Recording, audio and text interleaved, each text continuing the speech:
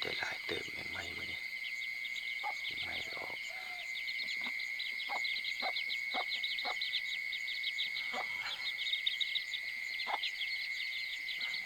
วิธีชีวิตแบบบ้านๆ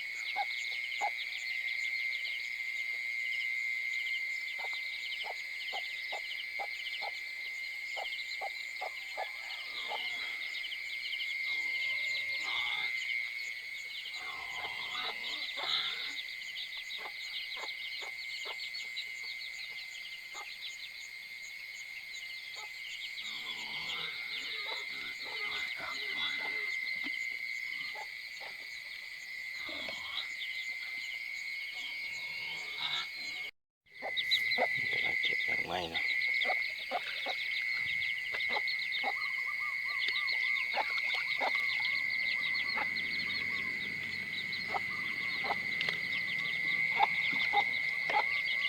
เก็บยังไม่ตอนเช้าๆ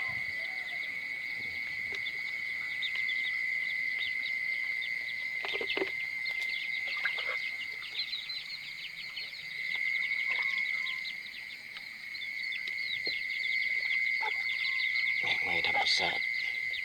ตามทุ่งไร่ทุ่งนา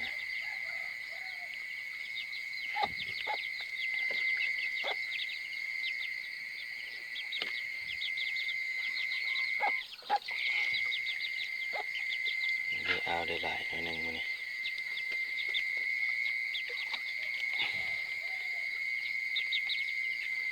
พอได้กิน